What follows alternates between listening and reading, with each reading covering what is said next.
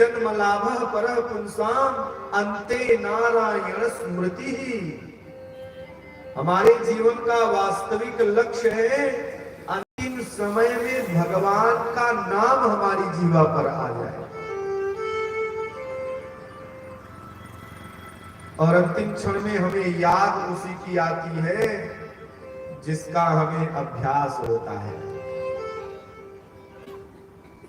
जिसका अभ्यास होगा उसी की याद आपको आएगी। ध्यान से सुनना।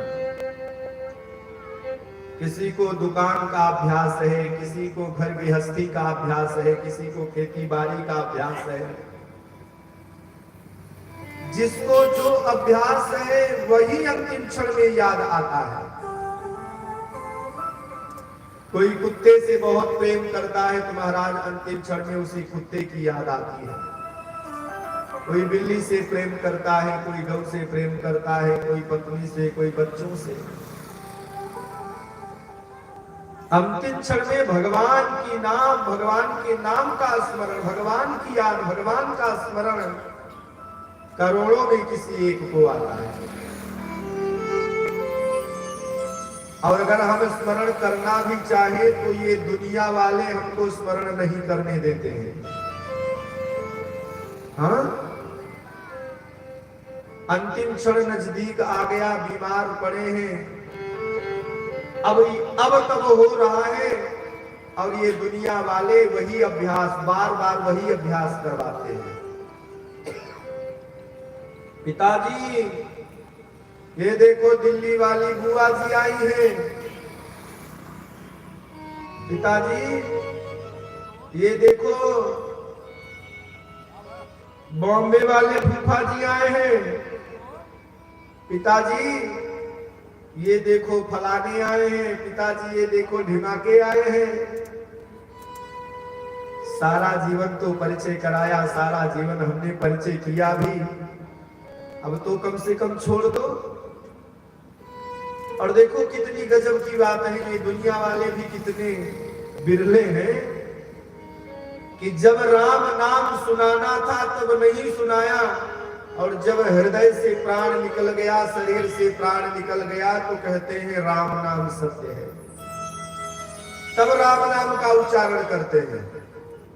और यही राम का नाम जब तक घट में प्राण है तब तक करना चाहिए। हरि नाम संकीर्तन कराओ, कानों में भगवान के नाम का आवाज जाएगी, कल्याण हो जाएगा उस जीवात्मा का, परंतु हम ऐसा करते नहीं हैं। बोलो राधे राधे। सारा जीवन इधर उधर की बातों में, सारा जीवन अपनी महिमा बताने में, सारा जीवन अहंकार में, सारा जीवन हमारा फालतू के कार्यों में व्यतीत हो जाता है। अंतिम लक्ष्य तक हम पहुंच ही नहीं पाते हैं। और लक्ष्य तक पहुंचेंगे कैसे? जब जानेंगे तब ना पहुंचेंगे।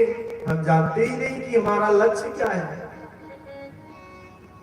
अब घर से आप चले तो कहीं के लिए तो चलते हो ना। छोटा सामान लेना है तो बाजार तक जाएंगे, और कोई काम हुआ तो और दूर जाएंगे, और कोई काम हुआ तो फिर प्रयागराज जाएंगे।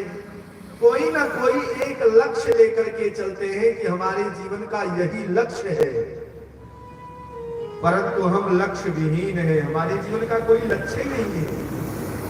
हमारे जीवन का केवल इतना लक्ष्य है, ये किन प्रकारेण घर गृहस्थी को हम देख ले, ये किन प्रकारेण दूसरे की व्यवस्था को देख ले, ये किन प्रकारेण गांव की जो व्यवस्थाएं हैं, गांव में जो माहौल है, आप तो जानते हैं, हमें बताने की जरूरत नहीं है। ये किन प्रकार उन्हीं फालतू के कार्यों में हम अपने जीवन को व्यतीत कर लेते हैं। लक्ष्य को निर्धारित नहीं किया है हमने, और जिसका लक्ष्य नहीं निर्धारित है उसके जीवन का कोई मतलब नहीं है। सुखदेव भगवान कहते हैं, इसलिए हमारे जन्म का यही लाभ है, मनुष्य जीवन लेने का यही लाभ है